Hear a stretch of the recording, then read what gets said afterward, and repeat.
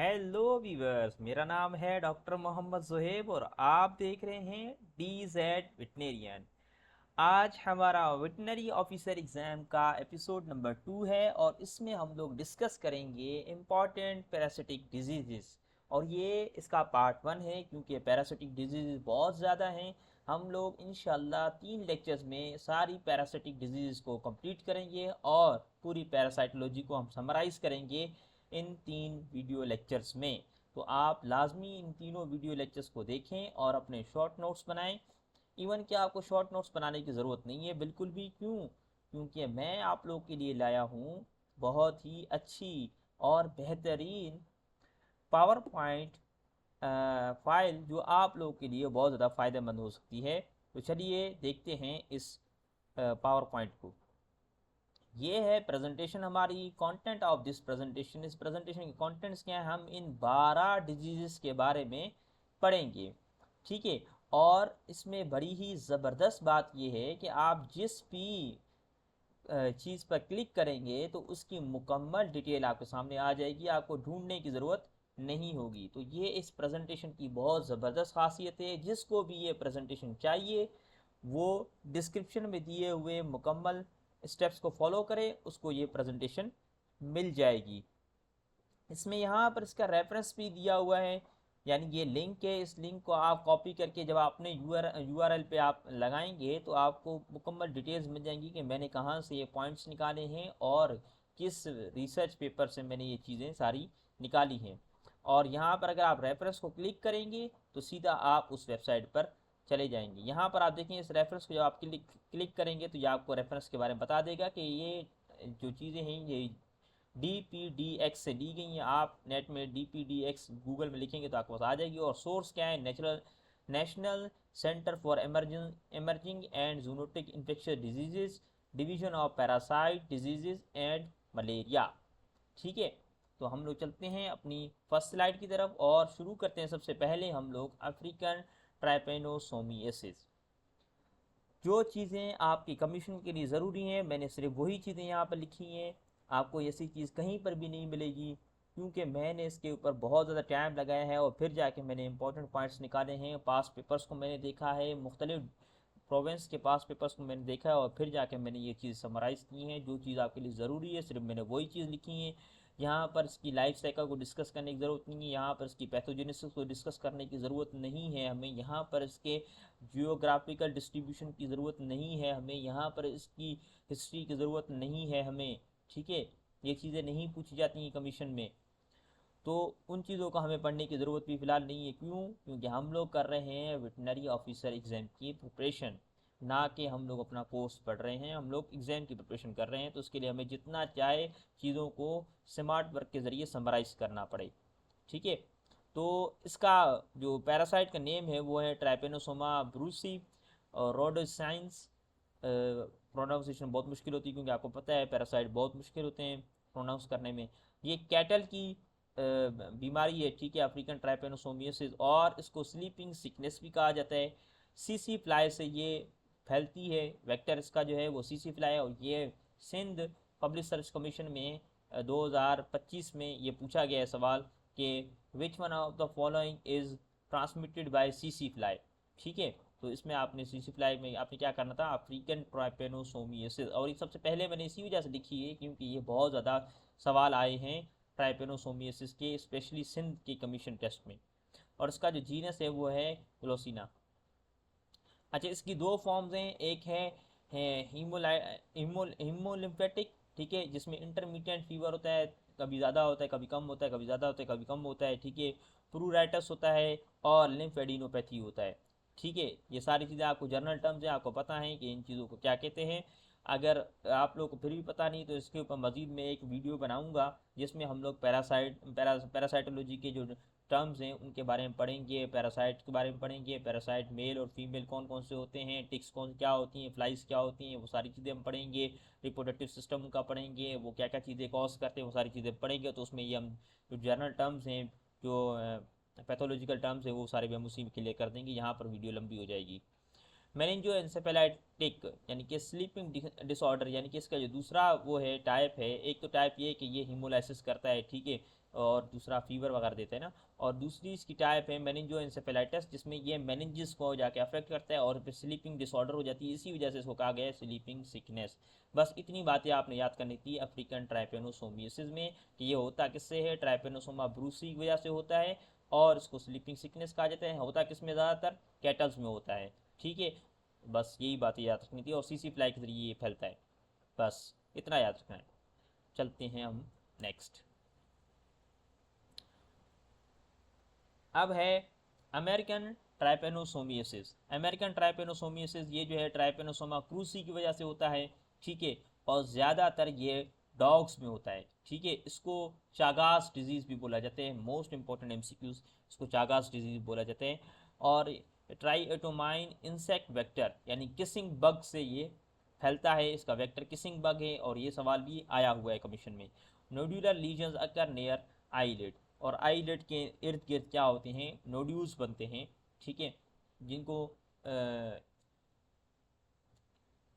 उनका नाम इसका चागास से मिलता जुलता है, चाहे चागासोमा इस तरह इसका नाम होता है, तो इसी वजह से उसको नाम चागास डिजीज़ कहा गया है, ठीक है। वो इंपॉर्टेंट नहीं है बातें, इस वजह से मैंने यहाँ पर नोट भी नहीं किया। लिखने के लिए तो मैं इनके ऊपर पूरी एक स्लाइड भी बना, एक पूरी प्रेजेंटेशन बना सकता हूँ, लेकिन मैं नहीं चाहता हूँ कि हम लोग इतना ज़्यादा डीप जाएँ। जितनी बातें ज़रूरत है उतना पढ़ना है। क्या हमने अफ्रीकन ट्राइपेनोसोमियोसिस के बारे में पढ़ा, स्लीपिंग सिकनेस, और इसके बारे में हमने क्या पढ़ा, चागास डिजीज़। अब आगे चलते हैं, हुकवर्म। एक्स्ट्रा इंटेस्टाइनल हुकवर्म हमारे पास दो किस्म के होते हैं, एक एक्स्ट्रा इंटेस्टाइनल होते हैं और एक इंटेस्टाइनल होते हैं। एक वो जो इंटेस्टाइन के बाहर अटैक करते हैं, और एक वो जो इंटेस्टाइन के अंदर अटैक करते हैं, यानी इंटेस्टाइन को अटैक करते हैं। हुकवर्म हुकवर्म हमारे पास एक्स्ट्रा इंटेस्टाइनल को हम क्या बोलते हैं, क्यूटेनियस लार्वा माइग्रेंस, इनको क्यूटेनियस लार्वा माइग्रेंस भी कहते हैं। ये हमारे स्किन वगैरह पे अटैक करते हैं, ठीक है। इनमें कौन से आते हैं, इनकाइलोस्टोमा कैनाइनम, इनकाइलोस्टोमा ब्राजीलियंस, और साइनेरिया टीनोसेफेला, ठीक है। ये सारे हुकवर्म्स हैं, किसके हुकवर्म्स हैं, डॉग और कैट्स के हुकवर्म्स हैं, ठीक है। और बुनोस्टोमम फेलिबोटोमम ये कैटल शीप गॉट के हुकवर्म है। तो आपको हुकवर्म के नाम याद करने चाहिए। ये तीन नाम जो हैं ऊपर वाले ये किसके हैं, डॉग और कैट के, और ये नीचे वाला है ये किसका है, कैटल शीप गॉट का, ठीक है। ये बात याद रखनी है, यानी हुकवर्म की जो बातें हैं वो ये आपने याद करनी है कि कौन सा हुकवर्म किस एनिमल को अटैक करता है। इसमें ज़ाहिर सी बात है, मैंने आपको बता दी, स्किन लीजन्स होते हैं और आइज हमारी अफेक्ट होती है, कंजक्टिवाइटा वो अफेक्ट होता है। चले, तीन हमारी हो गई क्लियर। आगे चलते हैं, हुकवर्म जो इंटेस्टाइनल होता है, ठीक है। एंकाइलोस्टामा कैनाइनम, ठीक है, जो पीछे में पढ़ा कराया आपको, जो डॉग का हुकवर्म होता है वो। और एंकाइलोस्टोमा साइलेनिकम, साइलेनिकम ये भी, ये जो है ये जूनोटिक होता है, ये ह्यूमन की तरफ भी डिजीज़ कॉज करता है। अच्छा, सारी बात ये इंटेस्टाइन को अटैक करते हैं, क्योंकि इंटेस्टाइन लिखा हुआ है, तो ये एब्डोमिनल पेन देंगे, नौजिया देंगे, और एनोरेक्सिया देंगे। नौजिया यानी एक्ट ऑफ वोमिटिंग, वोमिटिंग का एक्ट होगा लेकिन वोमिटिंग नहीं होगी। ब्लड इन स्टूल में also be seen in heavy infection, जब बहुत ज़्यादा इन्फेक्शन हाई हो जाएगा तो स्टूल में ब्लड आना शुरू हो जाएगा, यानी कि आपके जो फीसेज हैं उनमें ब्लड आना शुरू हो जाएगा। चलिए आगे चलते हैं। एंजियोस्ट्रोंगेलाइसिस न्यूरल, ठीक है। न्यूरल इस वजह से लगाया गया क्या है कि ये नर्वस सिस्टम को अटैक करता है, ठीक है। ये एक नीमाटोड है। नीमाटोड कौन से होते हैं, राउंड वर्म्स जो होते हैं वो नीमाटोड होते हैं। जो सिस्टोड होते हैं वो हमारे क्या होते हैं, टेप वर्म होते हैं, ठीक है। और जो हमारे पास उसके बाद क्या आ जाते हैं, सिस्टोड, नीमाटोड और ट्रीमाटोड, ठीक है। तो ये नीमाटोड हैं जो राउंड वर्म्स हैं, ठीक है। इनको एंजियोस्ट्रोंगेलाइस नाम दिया गया है, ठीक है, इस वाले को। और ये रैट का लंग वर्म है, जो चूज़े वगैरह होते हैं उनके जो लंग्स का वर्म होता है उनको क्या कहा जाता है, एंजियोस्ट्रोंगाइलस, ठीक है। ये ओक्यूलर फॉर्म में भी होता है, न्यूरल फॉर्म में भी होता है। ओक्यूलर फॉर्म में क्या करेगा, ब्लाइंडनेस वगैरह कर देगा, ठीक है। और न्यूरल फॉर्म में क्या कर देगा, ये नर्वस सिस्टम को अटैक करेगा। बस ये जो मैंने चीज़ें अंडरलाइन की यही आपके काम की हैं। आगे चलते हैं, चलें जल्दी जल्दी इसको कवर कर देते हैं। एकारियसिस, एकारियसिस लोब्रिक्वाइड्स इसका नाम है, ठीक है। ये लार्ज नीमाटोड है, यानी कि लार्जेस्ट नहीं है, लार्ज में आता है, लार्जेस्ट नहीं है। लार्जेस्ट आगे मैं आपको बताऊंगा, लार्जेस्ट नहीं है, लार्ज में सिर्फ आता है, ठीक है। सबसे ज़्यादा लार्ज नहीं है, लेकिन लार्ज की कैटेगरी में आता है। बार बार बता रहा हूँ, ठीक है। अच्छा, ह्यूमन इंटेस्टाइन को ये अफेक्ट करता है, ठीक है। यानी कि अब यहाँ से एक बात पता चल गई कि एकारियसिस और पीछे हुकवर्म, ये दो ऐसी चीज़ें हैं जो इंटेस्टाइन को अटैक करती हैं। अगर आप सवाल पूछा जाए which one of the following can affect intestine, तो उसमें आप इन दोनों में से कोई एक टिक करेंगे, ठीक है। अच्छा, और क्या लिखा हुआ है, हाई वर्म बर्डन में cause abdominal pain and intestinal obstruction and potentially perforation in very high intensity infections. क्या कह रहा है, कह रहा है कि अगर ये बहुत ज़्यादा वर्म्स हो जाएंगे तो फिर क्या हो जाएगा, एब्डोमिनल पेन भी होगा, इंटेस्टाइनल ऑब्स्ट्रक्शन भी आ जाएगी, यानी कि इंटेस्टाइन बंद हो जाएगा, और परफोरेशन हो जाएगी, यानी सुराख बनना शुरू हो जाएगा, ठीक है। स्वाइन आल्सो अफेक्टेड, और जो सुअर है वो भी इसमें बहुत ज़्यादा अफेक्ट होते हैं। तो आधा हमारा आज का लेक्चर हो गया, आधा रहता है। बेबेसियोसिस, बेबेसियोसिस बहुत ही कॉमन डिजीज़ है कैटल्स की, ठीक है। और ये एम्फी कॉम्प्लेक्सन पैरासाइट है जो कि बेबेसिया जीनस से वो करता है। बेबेसिया बाइजीमिना, बेबेसिया डाइवर्जेंस, बेबेसिया मैक्रोटी, तीन मैंने लिखे हैं। इन तीनों में फ़र्क क्या है, बेबेसिया मैक्रोटी जो इस्तेमाल होता है ये ज़्यादा सीवियर किस्म का नहीं होता है, ठीक है। बेबेसिया बाइजीमिना ये जो है ना, ये रिफाइसिपेलस टिक्स के ज़रिए फैलता है, और जो बेबेसिया डाइवर्जन है ये रिसिनस टिक्स के ज़रिए फैलता है। बस इनके टिक्स के ट्रांसमिशन की वजह से इनको थोड़ा चेंज किया गया है, ठीक है।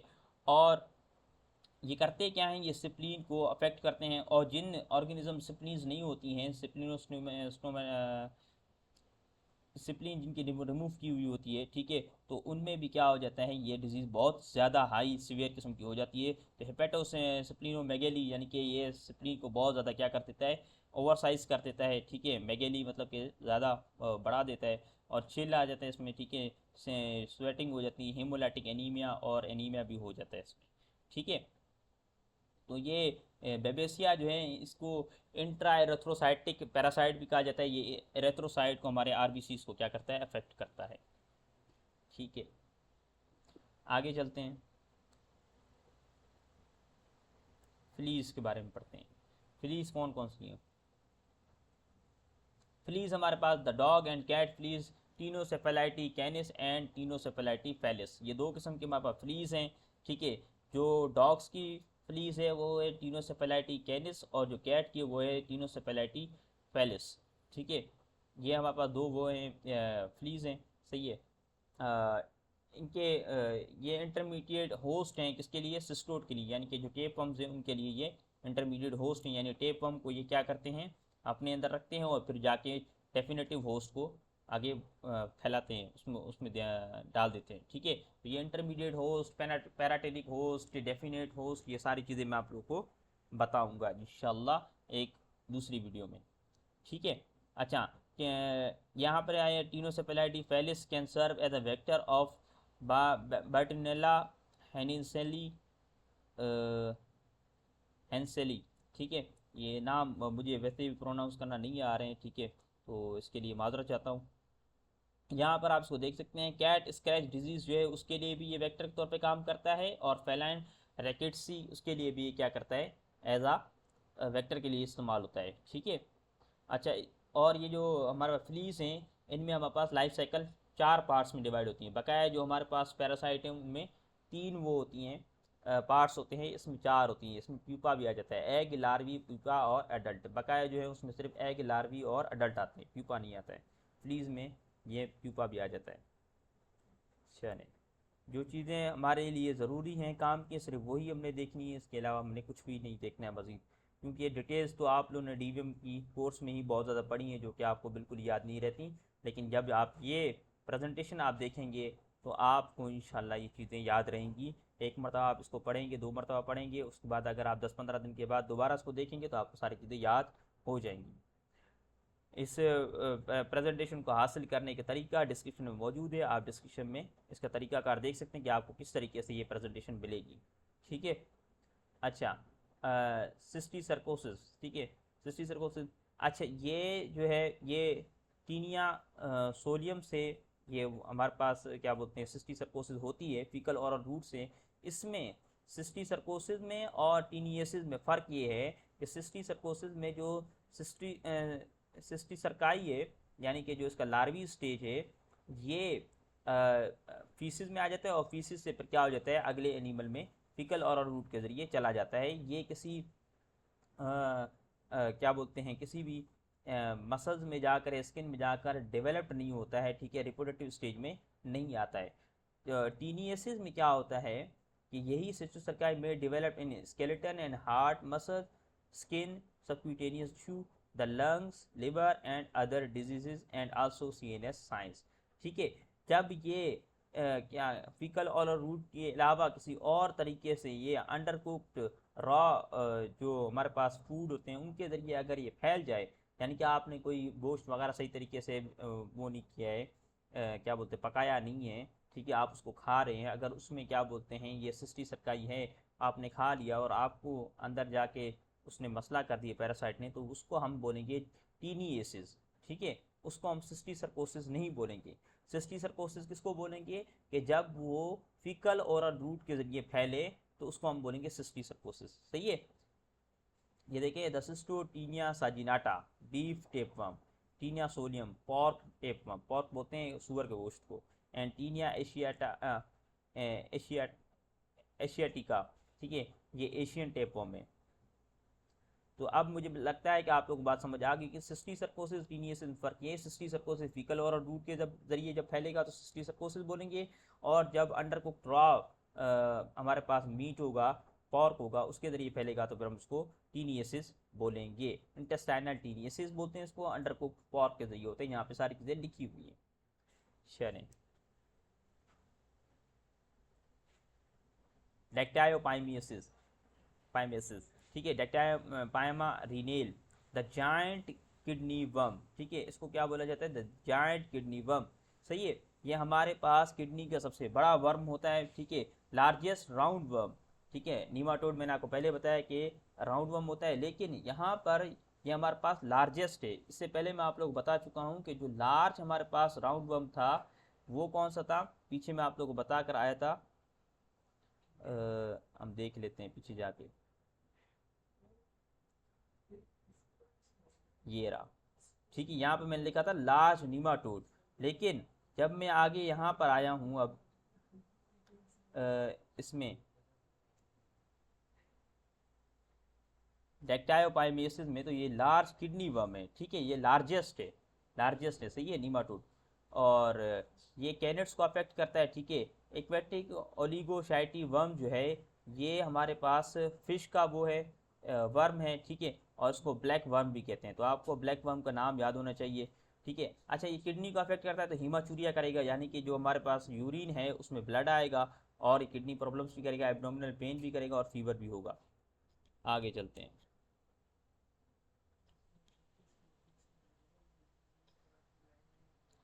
डिफाइलोबोथ्रियसिस, डिफाइलोबोथ्रियसिस सिंपल है, डिफाइलोबोथ्रियम लेटम इसका नाम है, और ब्रॉड फिश टेप वर्म है। ठीक है, यानी कि ये भी सिस्टोड है। सही है, सिस्टोड है। ठीक है, और ये कैनेड, फैलिड और बियर्स को भी क्या करता है, अफेक्ट करता है। ठीक है, और ये गैस्ट्रो इंटेस्टाइनल प्रॉब्लम्स करता है। आगे चलते हैं, डायरो फाइलेरियसिस। ठीक है, ये हार्ट राउंड वर्म है। ठीक है, नीमाटोड है, राउंड वर्म हो गया तो नीमाटोड है, हार्ट वर्म इसको कहते हैं। ठीक है, तो हार्ट वर्म का नाम याद होना चाहिए। डॉग्स, वुल्फ, कैट्स और फॉक्स में ये होता है, ये डॉग के हार्ट वर्म है। ठीक है, जो यहाँ पे नाम लिखे हुए हैं, और उसके अलावा जो हमारे पास डिफाइलो डायरोफाइलेरियसिस इमिटिस है, ये हमारे पास पल्मोनरी डायरोफाइलेरिसिस है, यानी कि ये हमारे लंग्स वगैरह को अफेक्ट करेगा, रेस्पिरेटरी सिस्टम को अफेक्ट करेगा। और जो दूसरा है वो है सबक्यूटेनियस डायरोफाइलेरियसिस। ठीक है, जो दूसरे हमारे पास यहाँ पर मौजूद हैं। अच्छा, ये फैलते किसकी वजह से हैं, मॉस्किटो की वजह से फैलती हैं, एडीज़ हो जाए, या क्यूलेक्स हो जाए, एनोफ्लीज हो जाए, या मेंसोनिया हो जाए, तो इन सब के ज़रिए ये फैलते हैं। रेफरेंस यहाँ पर मौजूद है, आपको आप जाकर चेक कर सकते हैं। जो भी बातें मैंने आपको बताई सारी ऑथेंटिक है, कोई भी चीज़ मैंने अपने से ऐड नहीं की है। ये मेरा चैनल है डीज एड वेटनेरियन, आप मुझे सपोर्ट करें, सब्सक्राइब करें और कमेंट करें। जो भी चीज़ आपको यहाँ पर समझ नहीं है या आप पूछ सकते हैं मुझसे। ठीक है, और अगर मुझे सपोर्ट करेंगे तो मैं आगे और वीडियोस बनाता रहूँगा। ठीक है, अगर आपको कोई भी क्वेश्चन है, यहाँ पर मेरा ईमेल दिया हुआ है, मेरा व्हाट्सएप नंबर दिया हुआ है, और मेरा यूट्यूब चैनल की लिंक दी हुई है, आप कहीं पर भी मुझसे रब्ता कर सकते हैं। Thank you so much.